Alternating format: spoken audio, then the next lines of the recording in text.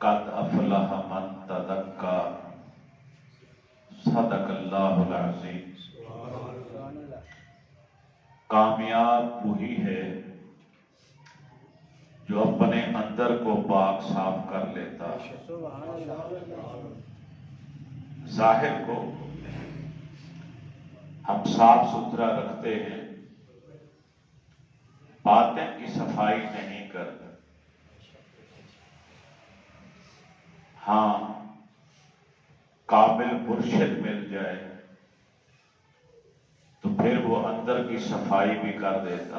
سبحان اللہ، سبحان اللہ، سبحان اللہ۔ آج 90 لاکھ کافروں کو کلمہ پڑھانے والے خواجہ غریب نواز، خواجہ معین الدین چشتی اجمیری رحمت اللہ تعالی علیہ کا اجمیر شریف میں عرس بات آج شروع ہو رہا ہے۔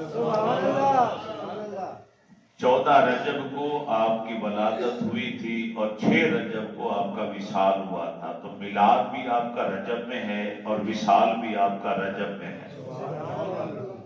537 ہجری 14 رجب سیستان کے علاقے سنجر میں آپ کی ولادت ہوئی۔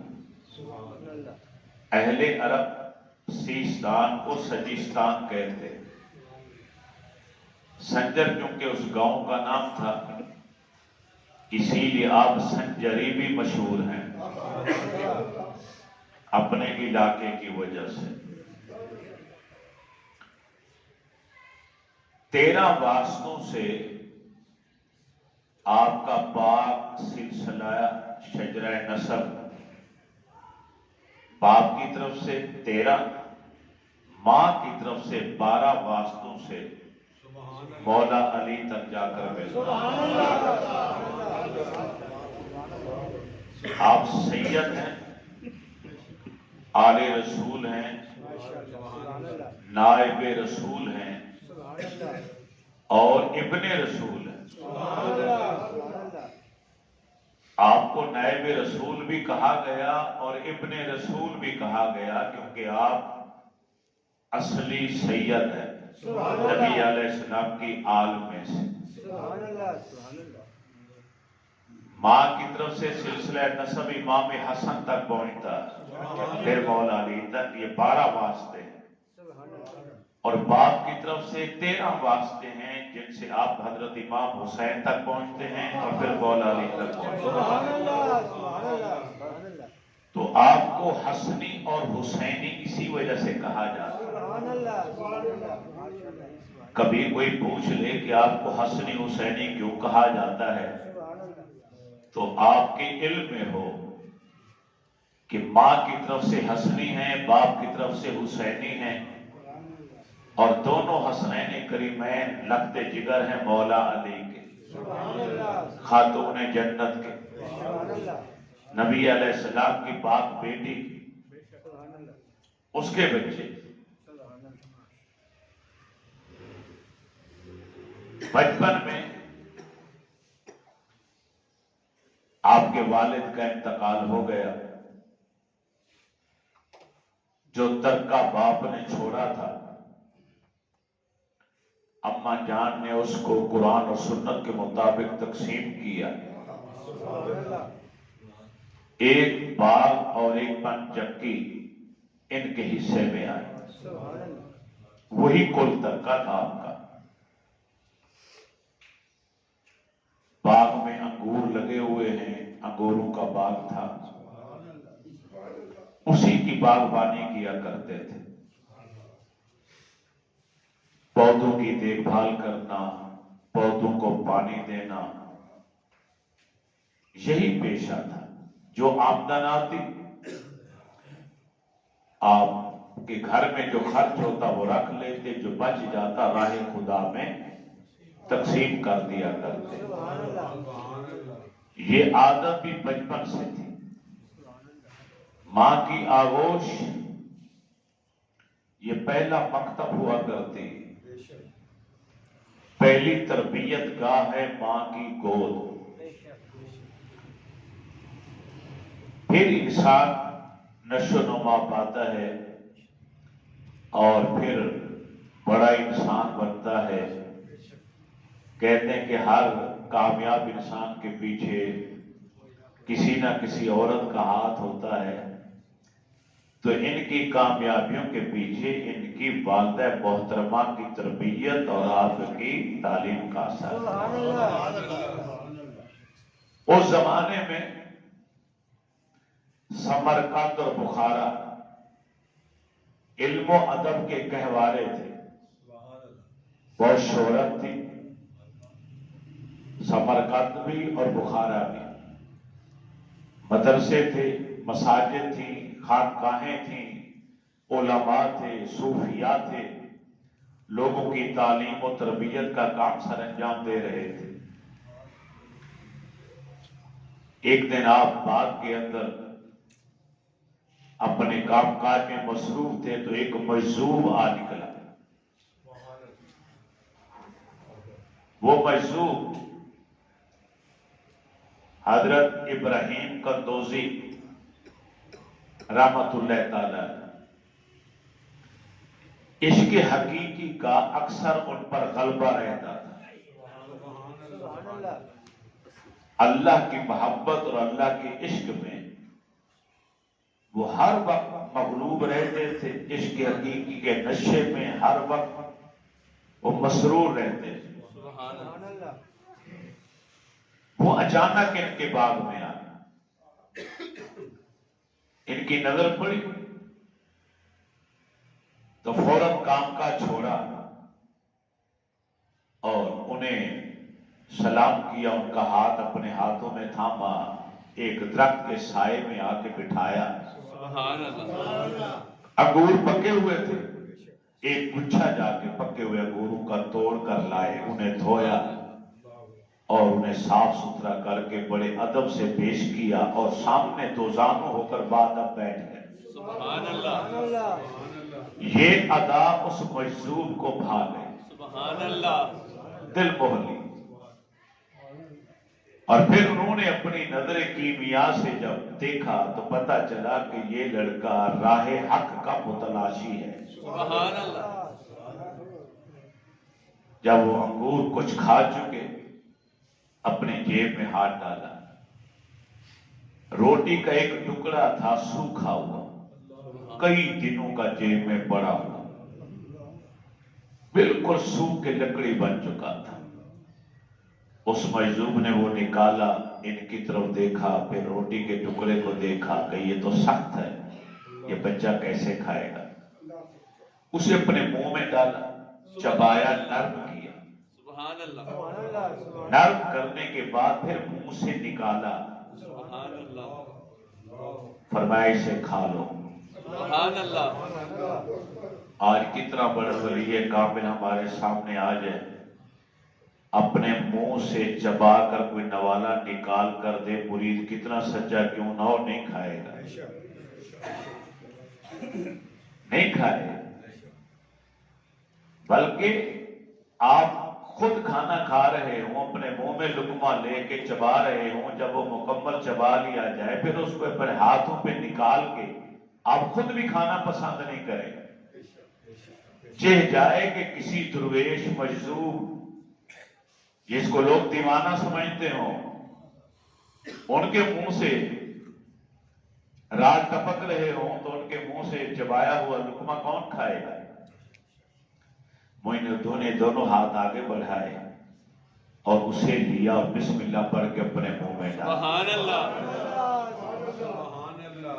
आप फरमाते हैं खुदा की कसम, उनके मुंह में जो चबा कर उन्होंने मुझे रोटी का टुकड़ा दिया, उसे जब मैंने अपने मुंह में डाला, वो कतरा कतरा बन के मेरे अंदर जा रहा था और मेरा सीना नूरे इलाही से मुनव्वर हो रहा। सुभान अल्लाह। सुभान अल्लाह। उस रोटी के एक टुकड़े ने मेरी काया पलट के रख दी। सुभान अल्लाह। अंदर इनकलाब बर्पा हो गया, एक नई सोच पैदा हो गई, नई फिक्र मुझे रब ने अता कर दी कि ये दुनिया तो फानी है, कुछ भी नहीं, तो जो बाकी रहने वाली जात है मैं उसकी तलाश में क्यों ना निकलूं। یہ فکر مجھے اس روٹی کے ٹکڑے کے کھانے کے بعد ملی، سبحان اللہ، یہ سوچ پیدا ہوا۔ سبحان اللہ، وہ تو مجذوب چلا گیا، والدہ کے پاس ہے، اجازت لی، اما میں دین کا علم حاصل کرنا چاہتا ہوں، سمرقند جانا چاہتا ہوں، اجازت چاہیے۔ ماں نے اجازت دی، آپ نے طویل سفر کی۔ اس وقت بسیں ویگنیں تو تھی نہیں، پیدل سفر ہوتے تھے۔ طویل سفر اختیار کیا اس لڑکے نے علم کو حاصل کرنے کے لیے۔ سبحان اللہ، سمرقند پہنچے، سب سے پہلے قرآن کو حفظ کیا۔ سبحان اللہ، آپ حافظ قرآن تھے، سبحان اللہ، مگر کبھی لفظ حافظ اپنے نام کے ساتھ نہیں لگوایا۔ سبحان اللہ، سبحان اللہ۔ آج جن کو قرآن یاد نہیں وہ اپنے آپ نے نام کے ساتھ قاری لکھواتے ہیں، قاری، حافظ، پتہ نہیں کیا کچھ لکھواتے ہیں۔ صدیق اکبر رضی اللہ تعالیٰ عنہ حافظ قرآن تھے، آپ کے نام کے ساتھ کبھی حافظ نہیں لگا۔ سبحان اللہ، حضرت عمر حافظ قرآن تھے، کبھی اپنے نام کے ساتھ حافظ نہیں لگوایا۔ حضرت عثمان غنی ذو النورین حافظ قرآن تھے، مگر کبھی اپنے نام کے ساتھ حافظ کا لفظ نہیں لگوایا۔ مولا علی شیر خدا سید الاولیاء حافظ قرآن تھے، مگر کبھی حافظ کا لفظ نام اپنے نام کے ساتھ نہیں لگایا۔ حضرت ابی ابن کعب حافظ قرآن تھے، اور ایسے حافظ کہ مسجد نبی شریف میں بیٹھے اللہ کے نبی اپنے حجرے سے باہر تشریف لے، فرمایا ابی آج تم قرآن پڑھو گے، میں سنو، سبحان اللہ، مجھے قرآن سنا۔ سبحان اللہ، حضرت ابی ابن کعب کی خوشی کے انتہا نہ رہے، سبحان اللہ، عرض کرتے ہیں آقا میں آپ کے سامنے قرآن کو آپ پر نازل ہوا، سبحان اللہ، آپ صاحب قرآن ہیں، آپ کو میں سناؤں؟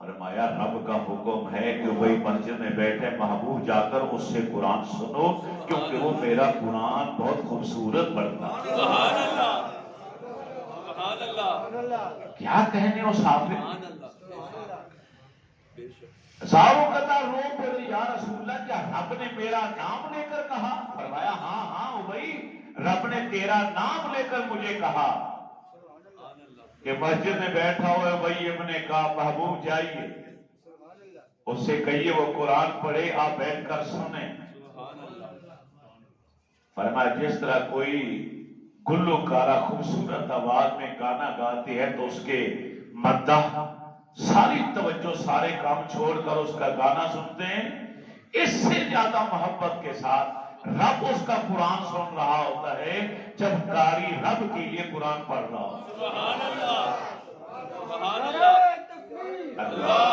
نعرہ رسالت، یا رسول اللہ، نعرہ حیدری، یا علی، خواجہ غریب نواز نے قرآن حفظ کیا، سبحان اللہ، پھر قرآن کی تفسیر پڑھی، حدیث پڑھی، فقہ پڑھی، دینی علوم میں مہارت حاصل۔ سبحان اللہ، آپ صوفیاء کرام کی سوانح عمری دیکھ لیجیے، ان کے سیرت کی کتابیں ان کے بارے میں پڑھ لیجیے۔ جو صحیح اللہ کا ولی تھا اس نے سب سے پہلے قرآن و حدیث کا علم حاصل کیا، سبحان اللہ، عالم بنا، پھر اس علم کے مطابق عمل کیا، عالم با عمل بنا تو پھر ولی بنا۔ سبحان اللہ، بے شک، بغیر قرآن و حدیث کے علم کے اگر کوئی اس راہ پہ قدم رکھتا ہے تو وہ خود بھی گمراہ ہو جاتا ہے اور عوام کو بھی گمراہ کر دے۔ یہ میرا فتویٰ نہیں، داتا گنج بخش علی حجویری کا فتویٰ ہے، کشف المحجوب کے اندر آپ فرماتے ہیں کہ بغیر قرآن و حدیث کے علم کے اگر کوئی صوفی ہونے کا دعویٰ کرے وہ خود بھی گمراہ ہوگا اور لوگوں کو بھی گمراہ کرے۔ شریعت مقدم، معرفت، طریقت، حقیقت، یہ سب بات کی منزلیں ہیں، سب سے پہلے قرآن و حدیث کا علم ہے۔ بے شک، آپ قرآن و حدیث کا علم آپ کے سینے میں مکمل ہوگا، پھر آپ زندگی کے شب و روز جو گزاریں گے قرآن و سنت کے دائرے میں رہ کر گزاریں گے، سبحان اللہ پھر وہ عمل قابل قبول ہو۔ تو خواجہ معین الدین چشتی اجمیری نے جب تمام علوم میں مہارت حاصل کر لی تو جو حضرت ابراہیم قندوزی رحمت اللہ تعالی علیہ نے روٹی کا ٹکڑا چبا کر دیا تھا، اس سے جو نور الہی معرفت الہی کی شکل میں سینے میں پیدا ہوا، اب اسے تقویت ملی قرآن و سنت کا علم حاصل کرنے کے بعد، فوراً فکر لاحق ہوئی کہ اب وقت آ پہنچا ہے، مجھے کسی مرشد کامل کی تلاش میں نکلنا چاہیے۔ سبحان اللہ اس زمانے میں حضرت خواجہ عثمان ہارونی رحمت اللہ تعالی علیہ کا بڑا شہرہ تھا۔ سبحان اللہ آپ نے پھر ایک طویل سفر کر کے قصبے ہارون پہنچے۔ ہارون قصبے کا نام تھا، اسی سے ہارونی خواجہ عثمان ہارونی مشہور ہوئے۔ جب وہاں پہنچے آپ کی خانقاہ کے اوپر تو لوگوں کا جمع غفیر تھا اور آپ تشریف فرما تھے، جو ہی نظر پڑی چہرے پر تو اندر نے گواہی دی کہ یہ وہی نور ہے جس کی تلاش میں میں نکلا، نور والا نور چہرہ، سبحان اللہ نظر پڑتے ہی دل کے گھائل کر کے چلا گیا۔ آپ آگے آئے، آگے سلام کیا، شیخ کامل نے نگاہ ڈالی تو پتہ چل گیا سبحان اللہ کہ یہ آنے والا کون ہے اور کیوں آیا ہے۔ ابھی اپنا نام بتانے والے ہی تھے کہ ساقی نے ایک جام بھر کے پلا دیا، نظر کے ذریعے، نگاہ کے ذریعے، سبحان اللہ نظر نظر سے ملی، نگاہ نگاہ سے ٹکرائی تو ایک جام محبت والا، معرفت والا پلایا، حجاب عظمت تک نگاہ اٹھ گئی، سبحان اللہ سارے آسمان دور سے راستے سے ہٹ گئے، مگر ابھی پیاس باقی تھی۔ ساقی کیونکہ دریا دل تھا، اس نے ایک اور جام پلایا، سبحان اللہ نگاہ کے راستے محبت کا ایک اور جام پلایا تو تحت سارا تک سب کچھ دیکھ رہے تھے، سبحان اللہ پھر بھی تشنگی باقی رہی تو دریا دل ساقی نے تیسرا جام آخری پلایا سبحان اللہ اور پورا عالم روشن ہو گیا۔ سبحان اللہ مسکرائے، سبحان اللہ فرمایا بیٹا آپ کچھ عرصہ میرے پاس قیام کریں۔ سبحان اللہ آپ نے بخوشی قبول کی، سبحان اللہ ورنہ اولیاء کرام کی بارگاہ میں کوئی جائے، ہاتھ ملائے، سلام دعا کرے تو پھر اسے نکال دیا جاتا ہے، اور کو آنے دو، یہ چلا جائے، وہ آ جائے، یہ چلا جائے، اور آ جائے۔ خوش نصیب ہوتا ہے وہ انسان، وہ مرید، سچا مرید، طالب جو راہ حق کا متلاشی ہو، اس کی خوش نصیبی کے کیا کہیں، جنہیں وقت کا کامل شیخ کہے کہ آپ نے میرے پاس رہنا ہے، ٹھہرنا ہے، سبحان اللہ جب تک چاہا فرماتے میں آپ کے پاس رہا۔ ایک دن فرمانے لگے کہ ہم حج کے لیے جانا چاہتے ہیں، معین الدین تم بھی ہمارے ساتھ چلو۔ سبحان اللہ سبحان اللہ فرمایا مکہ مکرمہ خانہ کعبہ کے پاس پہنچے تو غلاف کعبہ پکڑ کر آسمان کی طرف نگاہ اٹھائی خواجہ عثمان ہارونی نے اور عرض کرتے مولا معین الدین کو لے کر آیا ہوں تیری بارگاہ میں، اسے قبول فرما لے۔ سبحان اللہ فرماتے ہیں میری خوشی کی انتہا نہ رہی کہ جب غیب سے آواز آئی کہ ہم نے قبول کیا۔ سبحان اللہ سبحان اللہ ہم تو کئی حج کر لیتے ہیں، کئی عمرے کر لیتے ہیں، کئی طواف کر لیتے ہیں، پھر بھی ہمیں یقین نہیں ہوتا کہ ہمارا یہ طواف، ہمارا یہ عمرہ حج قبول بھی ہوا ہے کہ نہیں ہوا۔ ان خوش نصیب انسانوں کی خوش بختی کا کیا کہنا جنہیں اسی دنیا میں بتا دیا جاتا ہے کہ ہم نے تیرے آنے کو قبول کر لیا. اسی طرح جب مدینہ شریف حاضری ہوئی، خواجہ عثمان ہارونی مرشد کامل فرماتے ہیں بیٹا نبی علیہ السلام کی بارگاہ میں سلام عرض کر. آپ فرماتے جب میں نے سلام عرض کیا تو اندر سے آواز آئی وعلیکم السلام یا قطب المشائخ.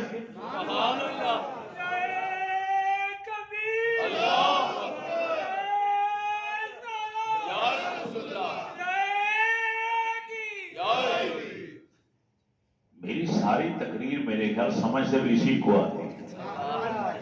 یہ اللہ والا نعرے لگاتا ہے اور کوئی نہیں، باقی سب چسکا لیتے. وعلیکم السلام یا قطب المشائخ، اے مشائخ کے قطب تم پر بھی سلام. نبی علیہ السلام کی بارگاہ میں ایسے کئی خوش نصیب ہیں جنہوں نے سلام کیا اور سلام کا جواب آیا اور انہوں نے سنا. سبحان اللہ. مولانا عبدالستار خان نیازی رحمۃ اللہ تعالی علیہ جمعیت علماء پاکستان کے ماشاءاللہ بہت بڑی ہستی شامہ نورانی صاحب کے ساتھ ہوا کرتے تھے. مسلم مسجد کے اندر جلسہ تھا اور جلسے میں آپ نے روتے ہوئے یہ جملہ ارشاد کیا. رو رہے، فرمایا خدا کی قسم اللہ کے گھر میں کھڑے ہو کے کہہ رہا ہوں کہ میں نے اللہ کے نبی کے جالیوں کے سامنے جا کے جب سلام کیا تو جالیوں کے اندر سے وعلیکم السلام کا جواب آیا. سبحان اللہ.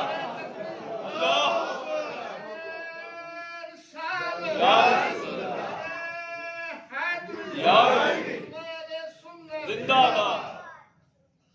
سید احمد کبیر رفاعی رحمۃ اللہ تعالی علیہ غوث پاک جیسی ہستیاں جب آتی ہیں تو سرکار اپنا ہاتھ مبارک اپنی قبر مبارک سے باہر نکالتے، وہ ہاتھوں کو چوم رہے ہیں. غوث پاک کے لیے بھی ہاتھ نکلا. سید احمد کبیر رفاعی رحمۃ اللہ تعالی علیہ جب آئے تو عرض کرتے ہیں یا رسول اللہ جب تک میں یہاں نہیں آیا اپنی روح کو بھیجا کرتا تھا، وہ میری نیابت میں آ کے سلام عرض کیا کرتی تھی. آج میں روحانی طور پر نہیں جسمانی طور پر حاضر ہوں. اگر میرا عشق سچا ہے تو اپنا دست مبارک باہر نکالیے، میں اس کا بوسہ لینا چاہتا ہوں. تمام حاضرین جو وہاں موجود تھے انہوں نے یہ کرامت آپ کی دیکھی. اللہ کے رسول نے اپنا ہاتھ باہر نکال دیا.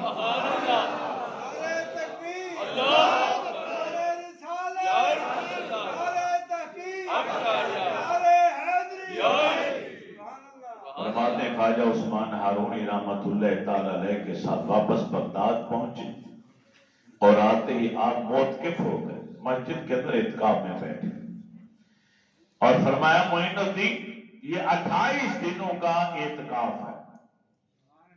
28 دن تم نے ہر روز چاشت کے وقت میرے پاس آنا ہے. چاشت کے وقت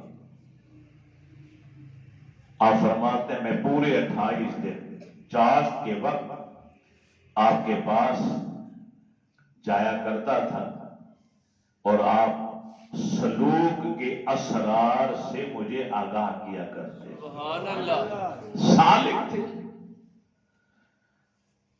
جو راہ سلوک اختیار کرتا ہے، تصوف کی راہ پر آتا ہے، صوفی بننا چاہتا، اس کے تزکیہ نفس کے لیے پھر مرشد کامل اس کی تعلیم و تربیت کا کام کرتا. سبحان اللہ.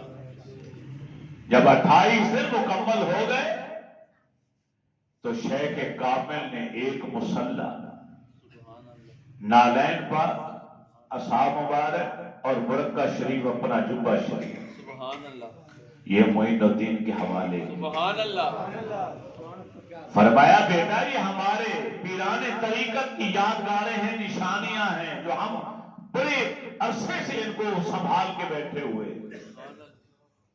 میرے مرشد نے کہا تھا کہ عثمان اس کی حفاظت کرنا، محبت اور عقیدت کے ساتھ انہیں سنبھال کے رکھنا.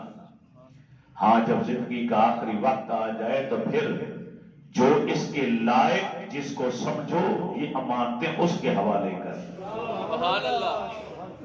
بڑے عرصے سے میں دعا مانگ رہا تھا، یا اللہ میری زندگی کے دن باقی کم ہیں، مجھے کوئی سچا طالب عطا فرما کہ جو ان امانتوں کا محافظ بن سکے۔ سبحان اللہ، معین الدین رب نے میری دعا قبول کی اور تجھے میرے پاس لے کر آ گیا۔ تو مستحق ہے ان امانتوں کو لینے کا۔ سبحان اللہ، نالین پاک بھی حوالے کر دی، عصا مبارک بھی حوالے کر دیا، اور جبہ شریف بھی حوالے کیا، اور جائے نماز مصلی بھی حوالے کر دیا۔ سبحان اللہ، فرماتے ہیں میں رات کو سویا تو مجھے نبی کریم علیہ الصلوۃ والتسلیم کی زیارت نصیب ہوئی۔ سبحان اللہ، سبحان اللہ، آپ نے فرمایا بیٹا ہندوستان چلے جاؤ، اجمیر چلے جاؤ، تمہارے جانے سے وہاں بے دینی دور ہوگی اور اسلام ترقی پذیر ہوگا۔ اجمیر چلے جاؤ، تمہاری قیامگاہ وہاں ہے، تمہارا مسکن مدفن وہیں بنے گا۔ 40 ساتھیوں کو لے کر آپ ہندوستان تشریف لائے، سبحان اللہ، 40 درویش آپ کے ساتھ، 2 ہی چادریں آپ کا لباس ہوا کرتی تھی، ایک تیبت کے طور پر ایک اوپر اوڑھ لیا کرتے تھے۔ ان چادروں پر کئی پیبند لگے ہوتے تھے، جب چادر پھٹ جاتی تو پیبند لگانے کے لیے یہ نہیں دیکھتے تھے کہ یہ سفید کلر کی چادر ہے تو کوئی سفید ٹاکی مل جائے، جس رنگ کا کپڑا مل جاتا اسی کو ٹاکی بنا کے اس چادر کے اوپر پیبند لگا لیتے تھے۔ کئی رنگ کی ٹاکیاں لگی ہوئی ہیں۔ وہ اصلی صوفی تھے، اصلی ولی تھے، اصلی مرشد کامل تھے، جن کی زندگی کا مشن تھا کہ اللہ کے بندوں کو رب سے ملانا ہمارا۔ سبحان اللہ، بے شک، آج کل تو پیر پہلی کوشش میں اپنی کوٹھی کار بنگلہ حاصل کرتا ہے، کروڑوں روپے میرے اکاؤنٹ میں جمع، پجارو آ جائے، پراڈو آ جائے، نوکر چاکر آ جائے، یہ آج کے پیروں کی پہچان بن گئی۔ بنگلہ زیادہ ہو، کھڑی بڑی ہو، سینکڑوں لوگ ہاتھ چومنے والے ہوں تو ہم کہتے ہیں ماشاءاللہ بہت زبردست فیض ہے اس کا۔ ٹوکا لینے کا بھی 100 روپیہ، دوسرا دعا کرانی ہے 100 روپیہ، پھر دعا کرانی ہے 100 پھر، تو پھر دعا کرانی ہے 100 پھر۔ ہمارے مصطفیٰ آباد کے اندر بھی ایک پیر بن کے بیٹھا، وہ ہر دعا کا 100 روپیہ الگ لیتا ہے۔ آپ نے کہا دعا کرو 100 روپیہ جمع کراؤ، اس دعا ہو جائے۔ آپ نے پھر کہا حضرت پھر دعا، تو پھر 100 جمع کراؤ۔ داتا علی حجویری کو دیکھ لیں، میاں میر بالا پیر کو دیکھ لیں، آپ خواجہ غریب نواز کو دیکھ لیں، غوث پاک کو دیکھ لیں، آپ جنید بغدادی کو دیکھ لیں، کسی اللہ کے سچے ولی کو دیکھیں، انہوں نے اپنی پوری زندگی دین کے لیے وقف کی ہے، کچھ بھی نہیں حاصل کیا، نہ زمین بنائی، نہ جائیداد بنائی، نہ کوٹھی، نہ کار، نہ بنگلہ، کچھ بھی حاصل نہیں کیا، جبکہ بادشاہوں کی چوکھٹ پر چل کر آتے تھے، لاکھوں اشرفیاں پیش کرتے تھے، آپ فرماتے تھے واپس لے جاؤ ہمیں ان کی حاجت ہے۔ سبحان اللہ، آپ کے خلیفہ خواجہ قطب الدین بختیار کاکی رحمت اللہ تعالی علیہ، امام الدین اور حمید الدین ناگوری، یہ آپ کے خلفاء میں شامل ہیں۔ پہلے خلیفہ قطب الدین بختیار کاکی رحمت اللہ تعالی علیہ ہیں۔ آپ فرماتے میں 20 سال اپنے مرشد کامل کے پاس رہا، آپ عشاء کے وضو سے فجر کی نماز پڑھتے ہیں، میں نے آپ کو جب بھی دیکھا قرآن پڑھتے ہوئے دیکھا، سبحان اللہ، سفر کے دوران بھی قرآن کی تلاوت کرتے ہوئے آپ کو پایا، میں نے کسی کے آگے آپ کو ہاتھ پھیلاتے ہوئے نہیں دیکھا۔ ہزاروں لوگ روزانہ آ رہے ہیں، لنگر خانہ بنا ہوا ہے، لنگر چل رہا ہے، کسی سے کچھ نہیں مانگا۔ سبحان اللہ، لانگری آتا تھا کہ حضرت لنگر پکانا ہے آج، جو کچھ تک ختم ہو گیا، کتنے پیسے چاہیے؟ اتنے۔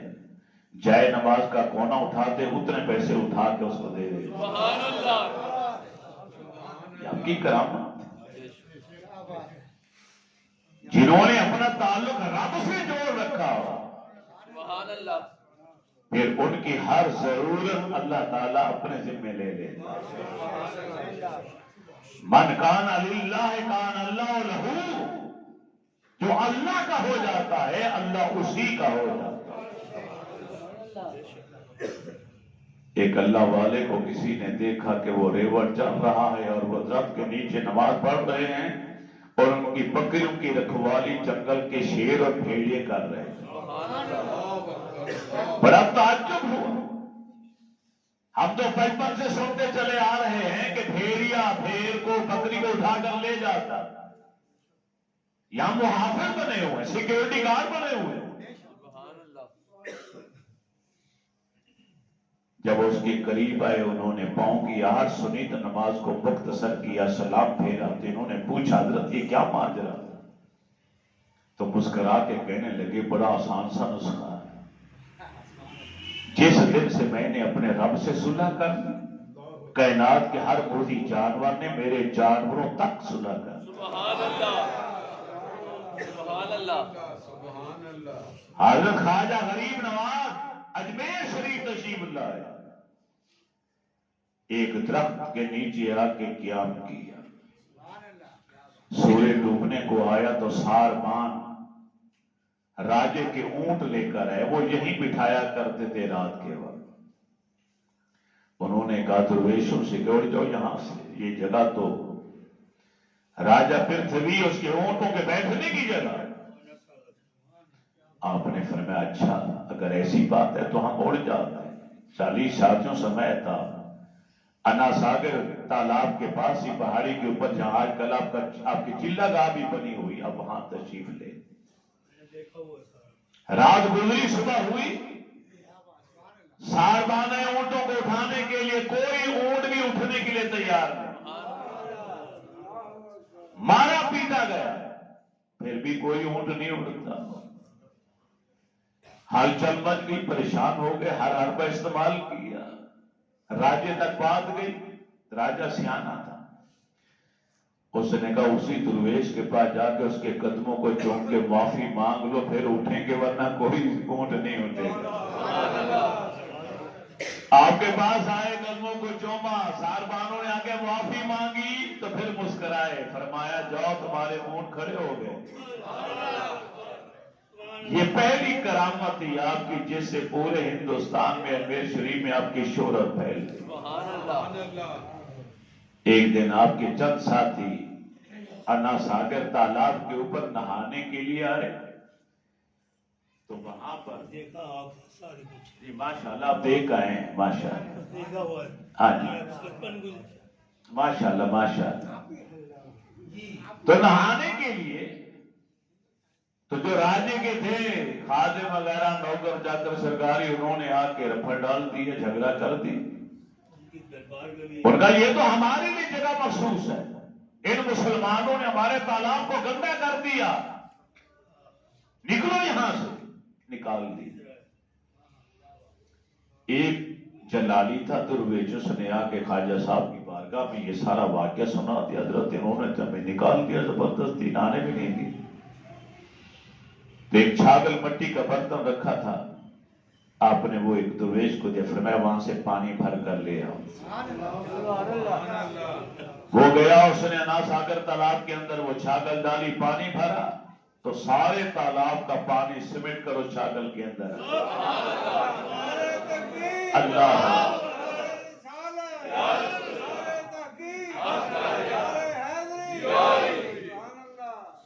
ارے بھائی صرف یہ نہیں کہ اس تالاب کا پانی سمیٹ کر آ گیا، بلکہ تمام گھروں میں جو کنویں تھے یا اور کوئی پانی کے تالاب تھے یا گھروں میں پانی تھا، سب پانی ہر طرف پورے شہر میں ختم، سارے شہر کا پانی سمیٹ کر تالاب کے اندر اور تالاب کا پانی سمیٹ کر اس چھاگل کے اندر۔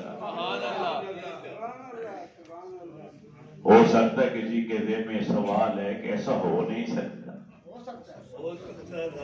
کیسے ہو سکتا ہے؟ درویشوں یاد رکھے معجزہ اور کرامت کہتے اسی کو ہیں کہ جو ہماری عقل میں سما نہ پائے۔ سبحان اللہ۔ نبی کے ہاتھ سے ایسا کام، ایسا فعل، ایسا امر سردہ دو وہ معجزہ ہے، ولی کے ہاتھوں سردہ دو وہ کرامت کہلاتا۔ کرامت ہو یا معجزہ ہو، اسی کو کہتے ہیں کہ جس کو انسانی عقل جس کا احاطہ نہ کر پائے، انسانی عقل میں جو چیز سما نہ پائے اسے کہتے ہیں۔ چنانچہ جب آپ سے دنیا دوڑ کر آئی، آپ کے قدموں میں گری، معافیاں مانگی، ترلے لیے، پھر درویش کو رحم آیا۔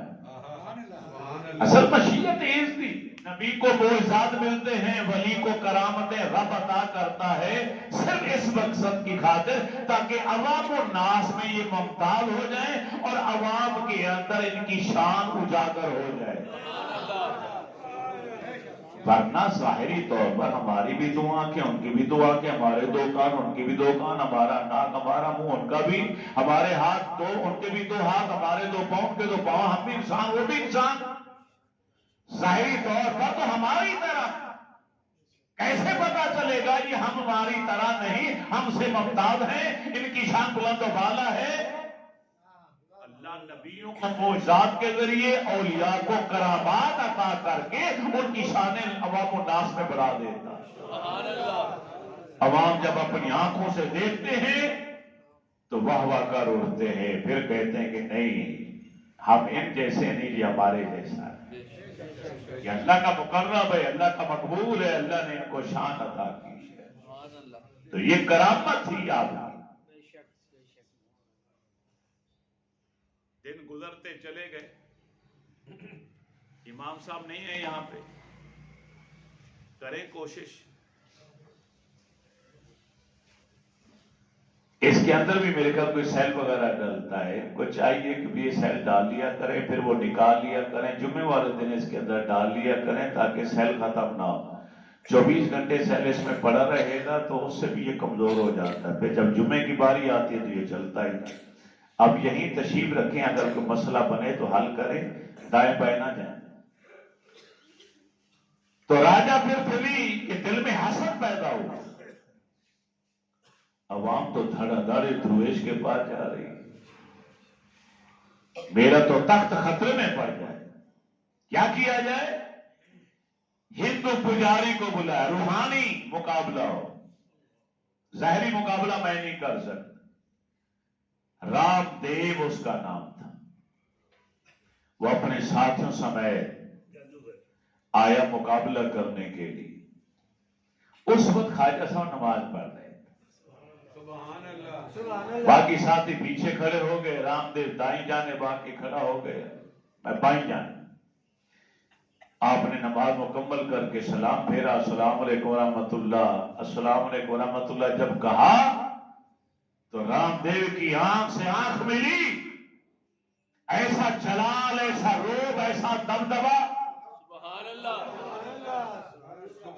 حسن تو پہلے ہی تھا، سبحان اللہ، حسن میں تو جمال ہوا کرتا، لیکن اللہ تعالیٰ اپنے نیک بندوں کے حسن میں جمال کے ساتھ جلال کی قوت بھی رکھتا ہے، روب، دبدبا، نظر سے نظر ملی، وہ تھر تھر کانپ رہا، پیچھے والے رام رام پکارے اور وہ بار بار رام رام کہتا ہے مگر زبان سے نکلتا ہے رحیم رحیم رحیم رحیم۔ رام کہتا ہے، کہنے کی کوشش کرتا ہے میں رام کو پکاروں، مگر رام منہ سے نہیں نکلتا، رحیم نکلتا۔ ایک کیفیت ایسی بھی ہوئی کہ وہ پچھلے ساتھی بھاگ کر آئے، سمجھاتے ہیں رام کہو، یہ کیا رحیم نے مسلمانوں والا نام لینا شروع کر دی۔ آپ جو پتھر پڑے تھے وہ پتھر اٹھا کے ان کو مارنا شروع کر دیے، بھاگ گئے وہ سارے کے سارے۔ خواجہ صاحب نے جب اس کی حالت دیکھی تو ایک درویش فقیر سے کہا کہ میرے مٹکے سے پانی کا پیالہ بھرو اور اس کو آگے پلا دو۔ سبحان اللہ، آپ کے پینے والے پانی کے برتن میں پانی ڈال کے جب اسے پلایا گیا تو اب وہ ہوش میں آیا۔ جب ہوش میں آیا تو دوڑ کر آپ کے قدموں میں گرا اور آتے ہی کلمہ پڑھ دیا۔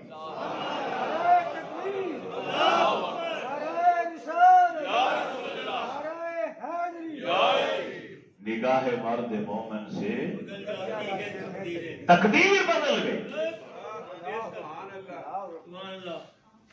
کہ ہندو پجاری ہے ساری زندگی، اسی طرح ایک بار صحرا سے گزر رہے تھے، وہ آتش پرست آگ کی پوجا میں لگے ہوئے تھے، اب رک گئے۔ فرمایا یہ آگ کی پوجا کر رہے ہو کیوں؟ کہنے لگے اس لیے کہ مسلمان کہتے ہیں کہ جو ہمارے علاوہ ہیں دوزخ میں چلیں گے، ہم آگ کی پوجا اس لیے کر رہے ہیں آگ ہم سے راضی ہو جائے، اگر ہمیں دوزخ میں ڈالا بھی جائے تو آگ ہمیں نقصان نہیں پہنچائے گی، ہمارا احسان یاد رکھے گی کہ ہم اس کی پوجا کرتے رہے۔ آپ نے فرمایا پوجا تو اس کی کرنی چاہیے جس نے اس آگ کو بنایا ہے، جس نے آگ میں ڈالنا ہے، جس نے آگ میں حرارت رکھی، تپش رکھی، چلانے کی قوت اور طاقت اسے دی، اسے راضی کر لو، وہ اس میں ڈالے گا نہیں، اور چلے گئے تو یہ جلائے گی نہیں۔ اب وہ ایک دوسرے کا منہ تکنے لگے اور ایک بولا، کہتے یہ کیسے ہو سکتا ہے؟ آپ نے فرمایا ہو سکتا، دیکھو تم اس کی پوجا کرتے ہو نا، اس کے اندر ہاتھ ڈالو، میں بھی ڈالتا ہوں، میں اس کی پوجا نہیں کرتا، میں اس کی پوجا کرتا ہوں جس نے اس کو بنایا ہے۔ دیکھتے ہیں کس کا ہاتھ جلتا ہے۔ اب وہ ڈر گئے، کہنے لگے ہم نے تو ہاتھ نہیں ڈالا۔ آپ نے اپنے جوتے اتارے، ایک ساتھی سے کہا آگ میں ڈالو، انہوں نے آپ کی نالین آگ میں ڈال۔ اب کافی دیر بیٹھے رہے، ان کے ساتھ باتیں کرتے رہے، پھر پوچھا ہاں اب تو یقین ہو گیا ہوگا نا کہ یہ میرے جوتے جل گئے ہوں گے؟ وہ کہنے لگا جو کب کے جل گئے؟ درویش نے کہا جاؤ نکال کر لاؤ۔ درویش نے ہاتھ ڈالا اور جوتے نکال کر لیا ہے، صحیح سلامت۔ سارے آتش پرستوں نے اسی وقت کلمہ پڑھا۔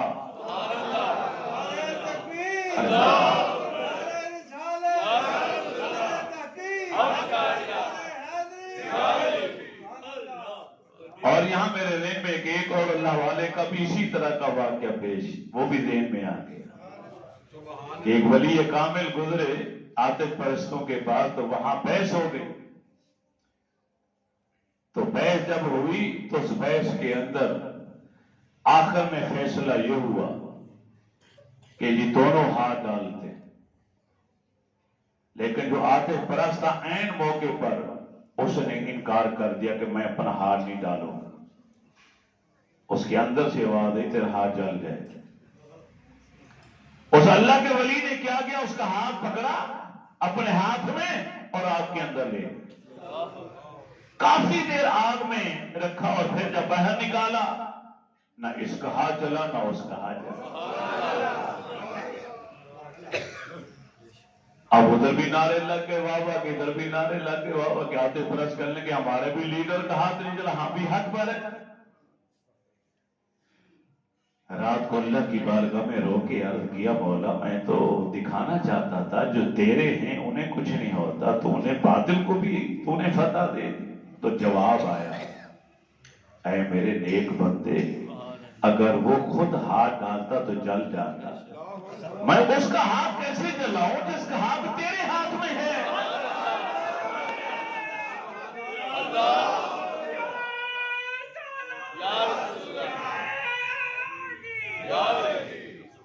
اسی لیے کہا جاتا ہے کہ کسی مرشد کامل کے ہاتھ میں اپنا ہاتھ دے دو۔ کامل مرشد کے ہاتھ میں ہاتھ دینا ضروری ہے کہ جب اس کے ہاتھوں میں ہاتھ آ جائے تو اس کے ہاتھ کی برکت سے تمہیں بھی فیض نصیب ہوگا، تمہیں بھی فیض نصیب ہوگا۔ ہندوؤں نے کٹھوں کے ایک شخص کو اجرت پہ قاتل ایک لیا اور اسے کہا کہ جاؤ جا کے ان کو قتل کر دو، اتنا انعام و اکرام ملے۔ وہ آپ کے قتل کرنے کے ارادے سے آپ کے پاس آیا، آپ نے اس کا چہرہ دیکھا تو اس کا نام لے کے بلایا۔ سبحان اللہ، اب وہ حیرت میں ڈوب گیا، میں پہلی بار آیا ہوں، پہلی ملاقات ہے، میرا نام لے کے مجھے آواز دے رہے کہ میرے پاس آؤ، قاتل کو بلا رہا۔ وہ آ کے قریب بیٹھ گیا تو اس کے کان میں کہتے ہیں کہ جس کام کے لیے تجھے بھیجا گیا ہے نا وہ کام کر لے۔ اس کی چیخ نکل گئی۔ وہ منصوبہ ہمارا تھا، رات کے وقت کسی جگہ تنہائی میں بیٹھ کے میں نے پیسے لیے، ہندوؤں نے مجھے مقرر کیا، میں نے چھری خریدی، اسے تیز کیا، انہیں کیسے پتا چل گئے؟ اس نے چھری ڈھب سے نکالی، آگے رکھ دی اور سارا ماجرا سنا کہ لالچ میں آ گیا تھا، آپ نے دعا دی، اس نے کلمہ پڑھا، مسلمان ہوا اور ساری زندگی آپ کے قدموں میں گزاری، اور آپ کی دعا کا صدقہ اس نے کئی حج کیے، کئی عمرے کی۔ عمرے سے بات یاد آئی، جو ہمارا قافلہ موٹر سائیکلوں پہ ہم نے روانہ کیا تھا، غضنفر بیگ صاحب، آج ان کا مجھے فون آیا یہاں آنے سے پہلے، صبح وہ احرام باندھ کر مکہ میں داخل ہو جائیں گے، آج وہ طائف میں۔ انہوں نے کہا کہ قاری صاحب میں آپ کو بتاؤں تو کیا بتاؤں، 100 سے زیادہ رفتار میں ہم لوگ گئے، کئی ساتھی ہمارے موٹر سائیکلوں سے گرے، کئی حادثات ہوئے، لیکن 100 کی رفتار سے اوپر جا کے گرنے کے باوجود بھی کسی کے جسم پر ایک خراش تک نہیں آئی۔ اور جس شہر کی طرف گئے، لوگ پانی لے کر کھڑے ہیں، لوگ بوتلیں لے کے کھڑے ہیں، لوگ ہماری چابیاں موٹر سائیکلوں کی نکال لیتے ہیں، جب تک کھانا نہیں کھاؤ گے ہم جانے نہیں دیں گے، لوگ پیسے پیش کرتے ہیں، ہم نے کہا ہمارے پاس پیسے ہیں، ہم نے نہیں لینے، وہ کہتے ہیں نہیں ہم نے دینے۔ ایک ہوٹل پہ گئے، سارے لوگ بیٹھے، وہاں کھانا منگوایا، کھانا کھایا، جب بل دینے کی باری پتہ چلا کوئی دے کے چلا بھی گیا۔ میں نے کہا بیگ صاحب یہ منظوری وہاں سے آئی ہے، یہ سارے انتظامات وہاں سے ہو گئے؟ کہنے لگے جی میرا تمام نمازی بھائیوں کو میرا سلام عرض کر دیجئے کہ کل انشاءاللہ ہم عمرہ کریں گے جا کے، اور وہاں پہنچ کے میں تمام مسجد والے نمازیوں کا سلام بھی پیش کروں گا، دعا بھی کروں گا، اور ہم سب کریں گے انشاءاللہ۔ آپ کی جگہ جگہ جہاں میں اکٹھے ہوتے ہیں تو اس مسجد کے حوالے سے ہمیں جو پیار ملا، جو محبت ملی، جو استقبال آپ لوگوں نے کیا، ہمیں یہاں سے روانہ کیا دعائیں دے کر، وہ دعائیں ہمارے ساتھ ہیں، اور ہماری خوشی کی انتہا نہیں کہ 1 روپیہ بھی ہمارا خرچ نہیں ہوا۔ پیٹرول لوگ ڈلوا کے دے رہے ہیں، کھانے لوگ کھلا رہے ہیں، پیسے لوگ دے رہے ہیں، پتہ نہیں کیا کچھ نوازا جا رہا ہے۔ تو دین کی جو اصل خدمت ہے ان صوفیاء کرام نے کی، ان اولیاء کرام نے کی۔ 14 رجب کو آپ کی ولادت ہوئی، 6 رجب کو آپ کا وصال ہوا، عشاء کی نماز پڑھی اور پڑھنے کے بعد حجرے میں آئے اور منع کر دیا درویشوں کو کوئی اندر نہ آئے۔ وہ رات آپ کی زندگی کی آخری رات تھی، ساری رات اللہ کے ذکر و فکر میں گزاری، محبت الہی کے عشق کا غلبہ اس قدر غالب آ گیا کہ ایک ہی آواز نکلتی تھی، یا رب میں تیرے پاس آنا چاہتا ہوں، تو اسے ملنا چاہتا ہوں، اپنا وصل عطا فرما، مجھے اور کچھ نہیں چاہیے۔ اسی رات آپ کا انتقال ہو گیا۔ جس طرح جنگل میں آگ پھیلتی ہے اسی طرح یہ خبر پھیلی، سیلاب امت آیا۔ آپ کے بیٹے فخر الدین نے آپ کی نماز جنازہ پڑھا، اور جو حجرہ جس میں آپ رہا کرتے تھے اسی حجرے مبارک کے اندر ہی آپ کے لحد بنی، آپ کی قبر تیار ہوئی اور وہیں آپ آرام فرمائے۔ 90 لاکھ کافروں کو کلمہ پڑھانے والا یہ مرد مجاہد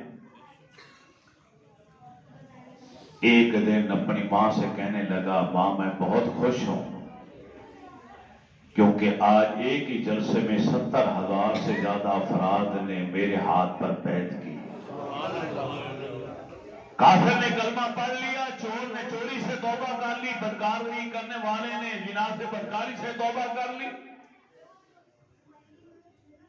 تو ماں کے منہ سے جملہ نکلا، بیٹا معین الدین اتنا خوش نہ ہو، کیونکہ اس میں تیرا کمال کم ہے، میرا زیادہ. بیٹا کمال میرا زیادہ.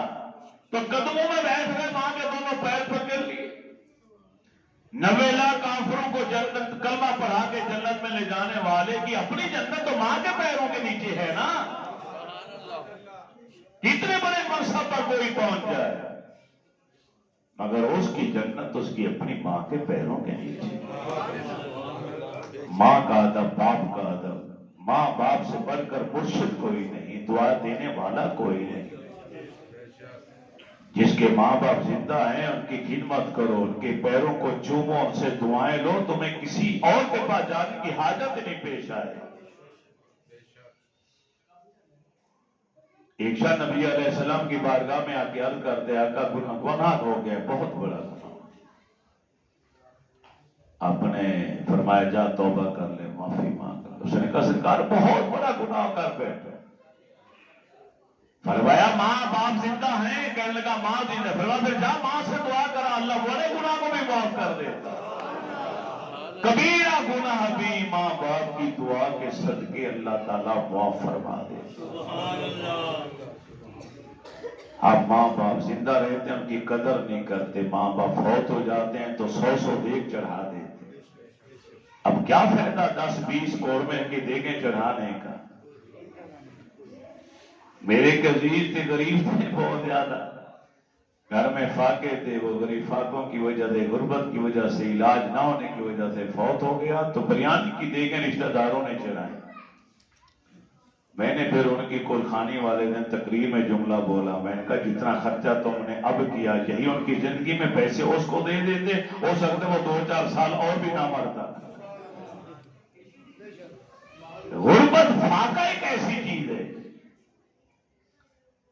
خواجہ معین الدین چشتی اجمیری تو 7 دنوں کے بعد ایک چھوٹا سا پھلکا کھاتے تھے. 7 دنوں کے بعد.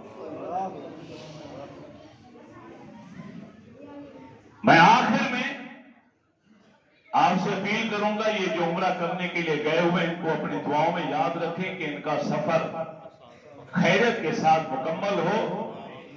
بڑا لمبا سفر ہے، تقریباً 18,000 کلومیٹر بنتا ہے آنے جانے کا. جہاں جہاں سے انہوں نے واپسی پہ کئی ملکوں سے ہو گیا زیارات کر کے، اور پھر یہاں پر میں آپ کے سامنے ایک قرارداد پیش کرنا چاہتا ہوں اور آپ کے ہاتھ کھڑے کروانا چاہتا ہوں. بد نصیب اور بدبخت لوگوں نے ایک بار پھر کوشش کی ہے دین اسلام پر حملہ ور ہونے. سویڈن کے اندر قرآن پاک کو جلا دیا. گورنمنٹ کی نگرانی، حکومت کی سرپرستی، حکومت نے خود اجازت نامہ دیا ایسا کام کرنے کا. اب جب پوری دنیا میں احتجاج ہوا تو اب حکمران کہہ رہے ہیں کہ نہیں جناب ہم مذمت کرتے ہیں. اب کیا فائدہ؟ کروڑ مسلمانوں کے دلوں کو مجروح کیا. سر عام چوک میں کھڑے ہو کے حکومتی سرپرستی میں ہماری مقدس کتاب کو آگ لگا دی. جہاں میں ان کی مذمت پیش کرتا ہوں، وہاں میں اپنے قومی اسمبلی میں بیٹھنے والے ان تمام اراکین کو بھی مبارکباد پیش کرتا ہوں کہ جنہوں نے فرقہ واریت کے خاتمے کے لیے ایک بل پاس کیا. اگرچہ اس بل سے کئی لوگوں کے دل دھڑک رہے تھے، کئی لوگ اب بھی ناراض ہیں، کیونکہ ہمارے پاس جو دین آیا ہے، یہ قرآن آیا ہے، یہ صحابہ کرام کے ذریعہ آیا ہے، اہل بیت اطہار کے ذریعہ آیا ہے، امہات المومنین کے ذریعہ آیا ہے. امت اور رب کے درمیان واسطہ پورے دین کا، قرآن و حدیث کا لے کر آنے والے اللہ کے نبی کی وصال کے بعد یہ سارا کام صحابہ نے انجام دیا۔ اگر صحابہ مشکوک بنا دیے جائیں گے پورا دین مشکوک ہو جائے گا۔ ایک طویل عرصے سے دشمنان اسلام اس پر کام کر رہے تھے اور ہماری گلی گلی کوچا کوچا فرقہ واریت کی آگ پھیلائی گئی۔ کسی نے صحابہ کی توہین کی، وہاں خون ریزی ہوئی، کسی نے اہل بیت اطہار کی توہین کی، وہاں پہ قتل غارت ہوئی، کسی نے ام المومنین کو اس کے اوپر جرح کی، وہاں پر خون ریزی ہوئی۔ پہلی بار ایسا ہوا، اگرچہ قانون پہلے تھا مگر پہلے یہ تھا کہ 3 سال سزا ہے، پہلے یہ تھا کہ یہ جرم قابل ضمانت ہے۔ اب جو بل پیش ہوا ہے یہ ضمانت کے قابل نہیں اور اس کی سزا عمر قید۔ سفارش تو کی گئی تھی بل کے اندر کہ سزائے موت دو، مگر پھر حکومت نے کہا کہ سزائے موت نہیں، عمر قید کی سزا دے دیتی۔ ہم نے کہا چلو ہمیں یہ بھی منظور ہے۔ میں ان تمام سیاسی جماعتوں کو سلام پیش کرتا ہوں جنہوں نے اس بل کے حق میں ووٹ دیا اور قومی اسمبلی میں اکثریتی متفقہ طور پر کسی نے مخالفت نہیں کی، بل اتفاق اسے منظور کر لیا گیا۔ آگے یہ سینٹ میں پیش ہوگا، سینٹ میں پیش ہو جانے کے بعد پھر صدر مملکت اس پر سائن کریں گے، دستخط کریں گے، پھر یہ قانون بن جائے گا اور پورے پاکستان میں یہ لاگو ہو جائے گا۔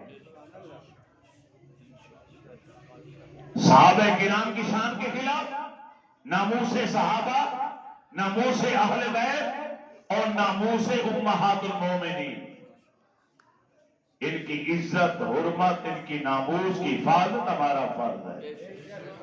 یہ اسلامی جمہوریت پاکستان ہے، اس کے اندر کسی مولوی کو، کسی ذاکر کو، کسی بد نصیب اور بدبخت کو ہم اجازت ہی نہیں دیں گے کہ وہ منبر پر بیٹھ کر صحابہ کرام کی شان کے خلاف کوئی جملہ بولے یا میرے رسول کی آل اہل بیت اطہار کی شان کے خلاف کوئی جملہ بولے، ہم برداشت نہیں کریں گے۔ آپ ان کی تعریف کرتے ہیں جنہوں نے بل پاس کیا۔ اللہ کرے سینٹ میں بھی بل اتفاق منظور ہو جائے اور عارف علوی صدر محترم وہ بھی اس پر سائن کر دیں تاکہ قانون بن جائے۔